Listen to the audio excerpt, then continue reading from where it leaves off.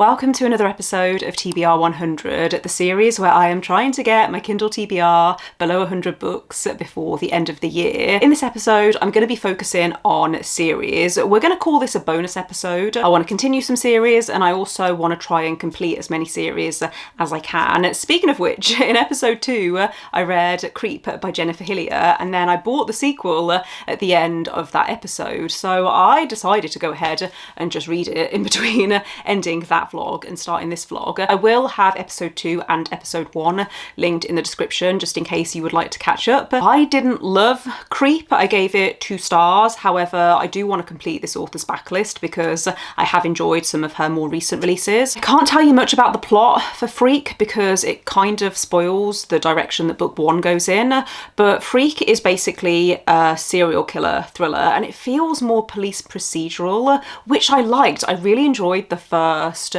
70% of this book and then I didn't like the direction it went in. Also, I think this series was intended to be a trilogy. I feel like I shouldn't use the word cliffhanger, but there's stuff that's left open and that was a little disappointing just because I wasn't expecting it, but I also wasn't expecting to love this book, so I gave it a 2.5 stars. If we're talking out of 10, book 1 would have been a 4 out of 10. This was a 5 out of 10, so not much difference, but I enjoyed it more than book 1 and I'm glad that I've now completed this author's backlist. Very excited for their new release which is coming out in 2026. But in terms of the rest of my plans for this episode, I have started a new book.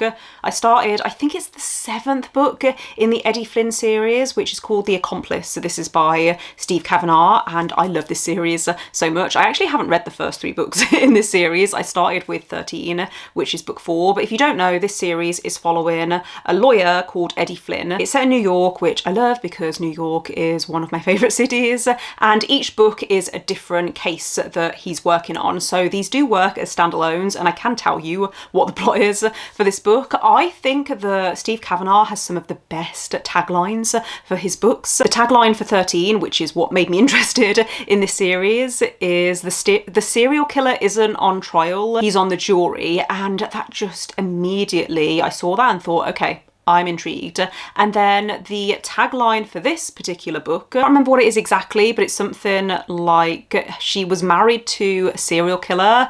Is she also guilty? Did she know? So we're following Eddie Flynn again, and he is called in to represent a woman whose husband is a serial killer, and the FBI and the DA are also prosecuting her because they believe that she was a willing accomplice. Eddie Flynn's whole ethos is that he'll only represent people that he believes are innocent. It's a really interesting setup and it's got that fast-paced, addictive writing style. I've already read half of the book and I started it last night. What I love about this series is the courtroom scenes and how they feel really dynamic and interesting and gripping. Steve Kavanagh is actually a lawyer, so there's that authenticity there as well. What I've noticed with this book and the last book is that there's less of a focus on the courtroom scenes, and I'm still on the fence about it because I'm still enjoying it. It's just not the reason I fell in love with this series. So like I said, I'm going to try and finish this today. Then I'll maybe check in with you tomorrow with my thoughts, and hopefully this will be another 5 stars because I've given every book in this series 5 stars so far. I had a quick look on Goodreads last night after I finished The Accomplice because I was just really curious to see what the average rating was for this book, and apparently this has the highest average rating on Goodreads out of any of the books in the Eddie Flynn series, which means I have an unpopular opinion because I'm still giving this 4 stars, but it is my least favourite in the series, and I can't really talk about specifics because a lot of my issues are to do with the ending. Just noticed that my camera battery is running out, so 1 second. I think I would have enjoyed this more, first of all, if there had been more courtroom scenes. The courtroom scenes that they were fantastic. They were really dynamic. I loved the dialogue and the back and forth. Eddie Flynn, I think, is a really interesting character. He used to be a con man and obviously he's now a lawyer, but he's very sharp-witted. Is that the right word? He's very quick thinking. He's very competent and he has a team around him that are also very good at their jobs, but they aren't perfect. Sometimes they make mistakes. I wouldn't say that it feels realistic, but it means that they don't feel like they're perfect characters that always get everything right. I feel like that's not the most satisfying to read about. So I really like the characters in this. I will say I wouldn't recommend this being the first book that you read in the series. Each book does wrap up as a standalone, and Steve Kavanagh, I saw him at an event over the summer and he spoke about how he did that deliberately, but there's a lot of emotional stuff in this involving the characters that I think you would benefit from reading some of the earlier books. As I said, I didn't love the ending to this, and a lot of that is down to some questionable morality. In my opinion, it's not even questionable. There's some morality issues towards the end that I struggled to get behind. So that is a shame. I really hate it when authors do that. I want to have a discussion on this, and I'm not going to mention any specific books because obviously that would be really spoilery, but there's certain things that characters can do in a book that instantly just completely turn me off and make me not like the book overall. For example, if I know from the synopsis that the plot revolves around a character cheating on their partner, then I'm obviously not gonna like that the character does that, but for the purpose of a fiction book, I can get over it if the rest of the plot is entertaining. I think there's a big difference between knowing up front that you're gonna follow a character whose morals do not align with you. I think there's a difference between that and there being a surprise in the book that a character, maybe they kill someone and get away with it. I don't like that. That is not what I enjoy reading. So yeah, let me know your thoughts on this, because obviously it's all fiction, so I can suspend my morals to a certain extent, but there's certain stuff, certain resolutions that I just don't enjoy. I need to get back to work because I've just realised I have a call in half an hour and my lunch should be arriving very soon. I've ordered myself a Subway because I felt like it. Also, I didn't have time to go out because of having this call at 1 o'clock. I think the next book that I'm going to start, I'm really in the mood for a sci-fi, so I'm going to pick up the third book in the Wayfarers series by Becky Chambers. I believe it's called Record of a Spaceborne Few. I don't actually know the plot for this, so I'll give you a synopsis once I'm a little further into it, but both of the first two books in this series were 5 stars, so hopefully this one is a 5 stars. I mean, that didn't happen with the Eddie Flynn book, but you know, maybe I'll have more luck with this one.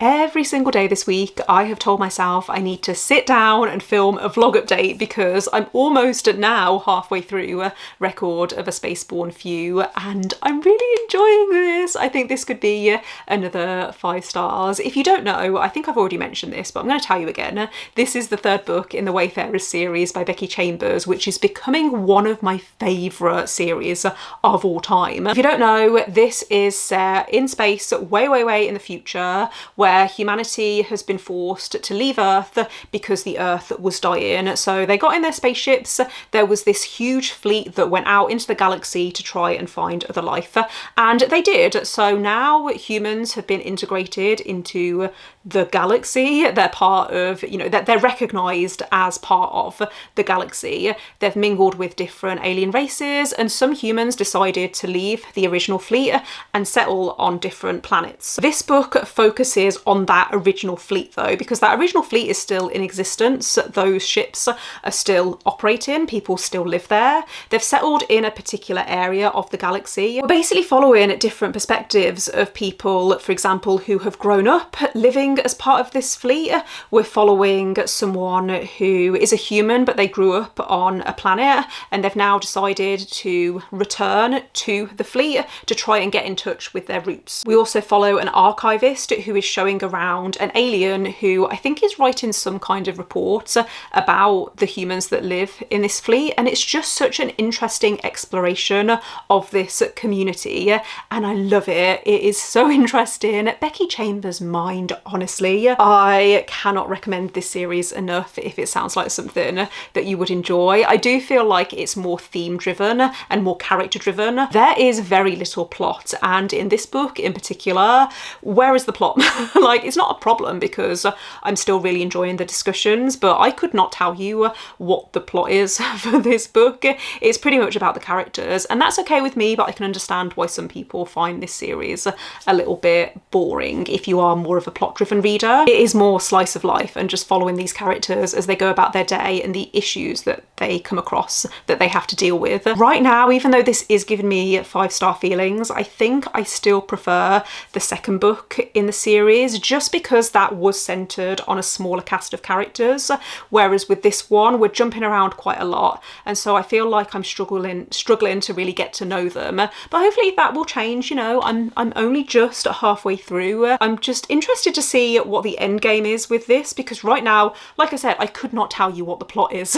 You may have noticed I am wearing my first Christmas jumper or Christmas sweatshirt of the year. I'm starting to feel a little bit festive. I went to my first Christmas market of the year a few weeks ago, completely by accident. I was meeting up with some friends in Manchester, and it happened to be the first weekend that the markets were on, so that was fun. We didn't spend much time there because it wasn't the reason we went to Manchester, but I am hoping to go to the Birmingham Christmas markets this weekend. My favourite part of the Christmas markets is actually there's a separate market next to the cathedral that I find is usually a bit quieter. I much prefer the stalls there. I think it's more independent businesses that operate the stands there rather than the main Christmas market. So yeah, hopefully I'll remember to take my phone, no, not my phone, my camera with me. I'm very aware that I haven't filmed much outside of reading updates yet for this vlog. I was actually planning on filming another vlog alongside this one, but I've decided to scrap that one. I hadn't even started it, so it's not like I've wasted any time. I realised I didn't really have the capacity to film 2 vlogs side by side. Anyway, I'm gonna go get my lunch and then I will hopefully check in with you in a few days. It's the end of the year. Everywhere on TV, couples and Christmas trees, gift wrapping and cheer. Just the worst time to be without someone special. In all the movies there, kissing in the snow, holding hands in mittens, baking together at home. I like the movies when I'm walking in the snow, cold hands in mittens, eating gingerbread home alone. I dream of December nights, kissing under bright lights, snowflakes in my hair, carols playing in the air. I dream of December nights, kissing under bright lights, red bow in my hair, sleigh bells in the air. The only thing I'm missing is you. I have had such a lovely weekend so far. I'm very tired because we stayed up late watching Christmas movies last night. I say that like we watched more than one. We watched one Christmas movie called Jingle Bell Heist. It's a new one on Netflix. I wouldn't go out of my way to recommend it. It was watchable, but I'm never going to think about it ever again. I am feeling very festive though. You might be able to see in the background. I don't know how well you're actually going to be able to see that, but we've got the Christmas tree up. We've got a few little decorations around the flat. And the Christmas markets yesterday were so much fun. I am so tired, but I really wanted to check in with you because I finished, that's the 3rd time that's happened today. I don't know if you're going to be able to see it, but we've got this Christmas sign that we've stuck to the top of the bookshelf using sellotape, and it's just not strong enough. So I'll try and sort that after I filmed this update. But I finished Record of a Spaceborne Few on Friday, and I'm giving this 5 stars. I would actually say I enjoyed this about the same amount as the second book in this series, which was my favourite up until this point. Both of them are very character driven. The second book has a bit more plot, but this third book, I think the purpose of it is to follow these individual characters, and they each have their own self-contained story, but also there's crossovers. I feel like I'm not explaining this very well. I felt like I was reading this book to find out the resolutions of each individual character. I thought it was also a very clever decision to have this outsider, this alien, coming into this fleet, to see their perspective and to see their observations about life within this community. And really, this is a book about life and death. There's so many interesting parts of this, and I don't want to obviously go into too much detail, but it really does talk about how this community are trying to protect a certain way of life. There's a character that you follow who is called a caretaker. That's their role role within the community. They are essentially a mortician, but there's more to it than that. Basically, they're responsible for performing the final rites after a person has passed away. And there were some really interesting discussions around that, because this alien who comes into the community is really confused about the way that things are being done, and especially within their culture, for example, they don't live with their young. Their offspring are raised differently, and so seeing family units, for example, is just completely foreign to them. I'm not going to tell you about every single character that you follow because I feel like that would take a while, but there's another character you follow who is a young boy. I say young, he's about 16 to 17. He's a teenager, and he is a typical teenager. He's got itchy feet. He can't wait to leave this fleet and get out there into the galaxy. And I think the way that it contrasted that and his perspective with some of these other characters who have also lived their whole lives within this community. I think the characters that you follow in this and how different they are and how it builds this wider picture, I think it was just so well done. This also has so much LGBT rep. It also has discussions on what sex work would look like. Like I said, loved this, 5 stars, and I was thinking, do I just go ahead and pick up book 4 for this vlog? I don't think I want to do that though. I think I want to take my time with this series because it has become a new favourite series for me, and I don't want it to end. Also, I'm planning on reading another Becky Chambers book later in December, so I'm going to pick up something else. And the book that I was thinking about reading, I've had on my TBR for a while.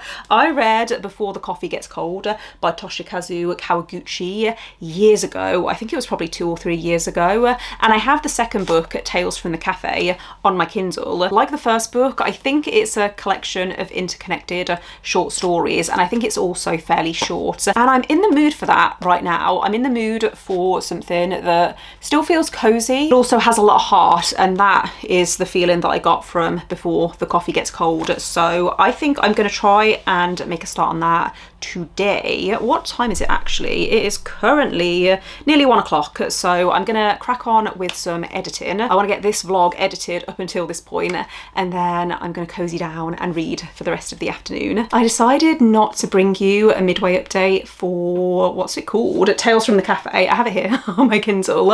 I decided not to bring you a midway update because this is such a short book. I finished it in less than 2.5 hours, and my thoughts didn't change from the halfway point to now. There wouldn't have been any point in updating you sooner. I'm giving this 3 stars. I don't think I'm going to continue the series. In fact, there's no think about it. I'm not going to continue the series. I don't think this author's writing is for me, or it could be the translation. This is meant to be an emotional series. I have heard some people say that these books have made them cry, and I just don't feel that. I feel like I'm not feeling what I'm meant to feel while reading these stories. If you don't know, the whole concept behind these books is there's a cafe in Tokyo where if you sit in a particular seat and you drink the coffee, you have the ability to travel through time, but you must return before the coffee gets cold. And there's a few other rules that you have to follow, and the book doesn't let you forget these rules. It felt really repetitive to me. If I'd read these 2 books back to back, I think it would have irritated me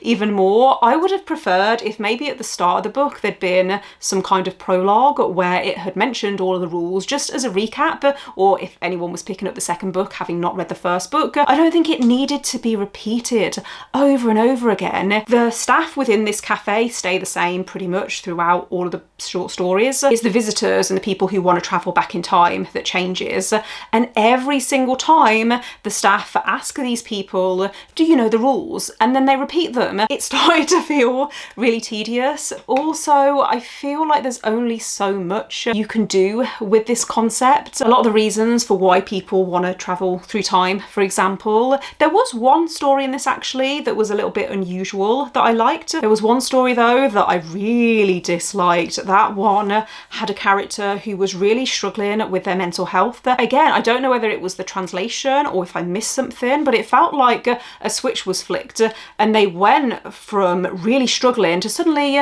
feeling like they had everything to live for. And to me, it didn't sit right. It's difficult because I have read short fiction before where the author has managed to really convey the depth of what's happening to the reader, and I'm just not feeling that with these short stories, so I'm just going to write it off as not for me, it's fine. I can remember actually when I read the first book, I liked the first 3 short stories and then I hated the 4th short story, and I can still remember how much I hated it because it's mentioned in this book as well. There are a few mentions of previous people who have visited the cafe, for example, so I would recommend reading them in order. I know that there are quite a few books in this series, I think 4 or 5 at this point, maybe even 6. I think I bought this around the same time as I bought the first book, or I bought it before I'd even read the first book. I don't do that anymore. I don't buy sequels unless I know I'm going to continue the series, or if I own the books physically and it's going to be more comfortable to read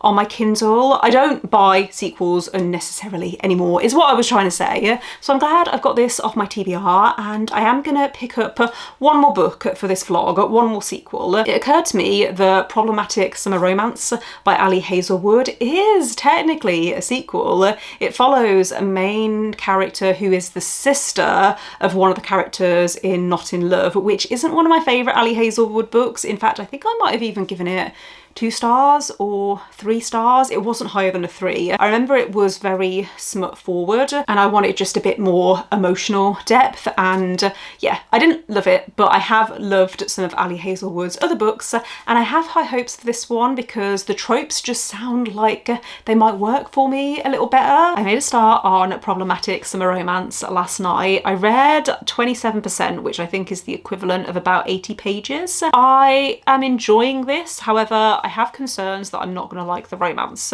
which, considering this is a romance book, is a big problem. I like the setting. It's set in Italy in the run-up to a wedding. We're following a main character called Maya, who is 23, and she has a crush on her older brother's best friend, who is 15 years older than her. So it's a pretty significant age gap. There's also been some flashbacks to the past where we're seeing that they had this friendship from when Mia was about 20. And what I gather so far, he turned around to her and said that he didn't want to be friends anymore, and he felt they needed to keep their distance because nothing romantic was ever going to happen between them. I'm a bit concerned that right now I am not understanding why this main character likes this guy. He's been pretty, well, not in the past timeline, but in the present day, he's been quite rude to her, and it's just not been that nice to read. Even if it turns out that there's miscommunication, or, you know, he's doing things for the right reasons, I don't like reading about a love interest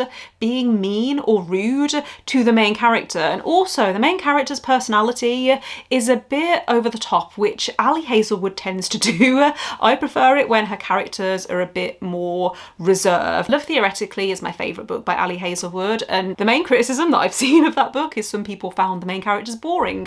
I kind of liked that they were a little bit more boring, I should say. There's been some discussions about the age gap already, which I do expect in an age gap romance.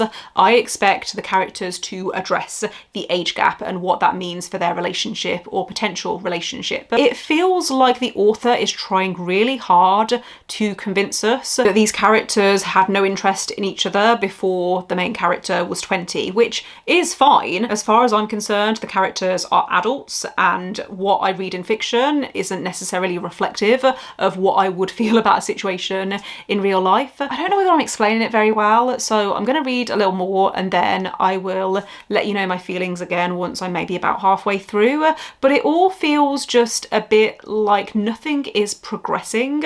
I'm not really feeling invested in this romance. I'm not really feeling much chemistry. It all feels like I'm being told rather than shown. I feel like I need to give you some more context on these characters to explain why I'm struggling with this book. The main character, Maya, I keep wanting to call her Mia, but her name is Maya. When she was a child, her parents passed away, and so she was sent to live with her older brother, who she didn't really know that well because she was only 4 when he left for college, and it was while he was at college that he met the love interest, Connor. So Mia and Connor were aware of each other when Mia was a teenager. However, they didn't meet properly. Well, obviously they'd met each other, but they didn't start interacting properly until she was 20.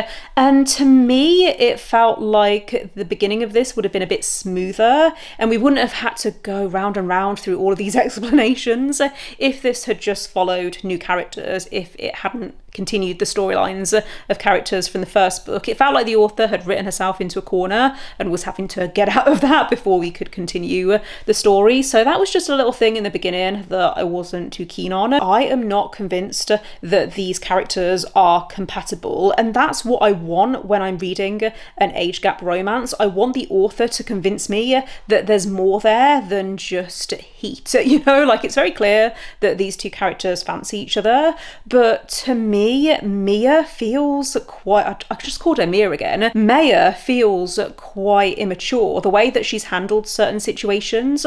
I am closer in age to Connor. I think this would have benefited from being dual POV, and that way we could have seen Connor's feelings. It's quite clear that he is attracted to her. Most of this book has been Maya trying to convince this guy that he should sleep with her, and I just don't really like that. That's not what I really want to read. I would rather feel the connection between them, the deeper emotional connection. And maybe I am just reading too much into this and I should just chill out and enjoy it for what it is. It's just annoying me. So I am going to finish it because I quite like how we've got this group that are in Italy for this wedding. It's feeling very summery, which, you know, right now it's freezing cold outside. So maybe I need a little bit of that. I am going to finish it and then I'll let you know my final thoughts. I feel like I might have been wearing this sweatshirt in the intro to this vlog, which is ironic because we started this video on a negative note and we're also ending on a negative note. I'm giving Problematic Summer Romance 2 stars. I didn't like this. I hated the ending. Maybe I would have been willing to give it 3 stars if not for certain things that happened towards the end, which I'm not going to go into, but I was visibly reacting. And ultimately what I didn't like about this was the dynamic between the two main characters. For most of the book, Maya is trying to convince this guy that they should give things a go, and he rejects her over and over again for what I feel is a fairly valid reason. He's obviously concerned about the age gap. She has this whole thing about wanting to be treated like an adult, which is completely fair, and in the beginning I was on her side and I could see her perspective, but as I got into the book I started to think, has she even considered what this relationship, if it were to happen, what that would mean for him? I felt very focused on her and what she wanted, and I think this is why for me to enjoy an age gap romance, maybe I just need to stick with ones that are dual perspective, because it occurred to me that the other age gap romances that I've read have been dual POV. I think if we'd had his POV, that would have brought some balance to the situation. I think as well, if maybe she had been obsessed with him in the beginning and then she'd realised, actually, I deserve better than this.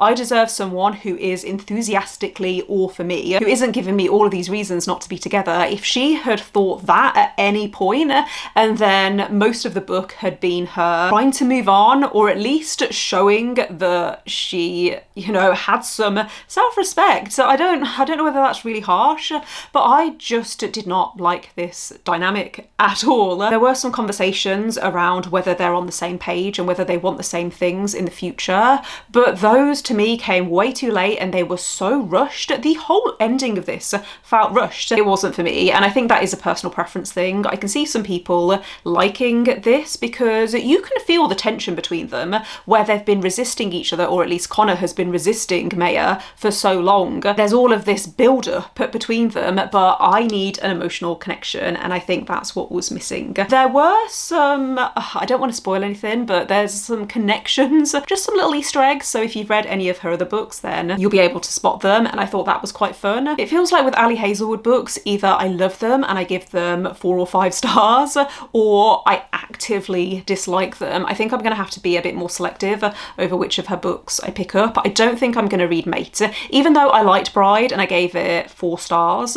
I've read the synopsis for Mate and I don't think it's going to be for me, so I think I'm just going to go on a case-by-case basis with her new releases. Yeah, some of her books have just been big misses for me. I'm rambling, and what I also wanted to end off this vlog with is by telling you what my TBR is currently at. So I've read, I think, 4 books in this vlog, which means my TBR is now at 102. I only need to read 3 books throughout the rest of December December to get my TBR below 100. I'm feeling confident that I can do that as long as I don't buy any new books. So this whole series has made me reflect on my book buying habits, and especially when it comes to Kindle books. Some of the books that I've been reading in this challenge I have had for about 4 or 5 years, and I don't want books to sit on my TBR for that long, because the longer that a book stays on my TBR, the less interest I have in reading it, and I don't ever want to feel that. I'm actually about to film my goals video for 2026, so I'm going to talk about it in a bit more detail in that video. Thank you for watching this video. If you made it this far, let me know in the comments how many books are on your TBR, especially if you have any reading challenges that you're trying to do before the end of the year. Don't forget to give this video a thumbs up if you enjoyed it, click subscribe if you'd like to see more videos from me, but otherwise I will see you next time. Bye.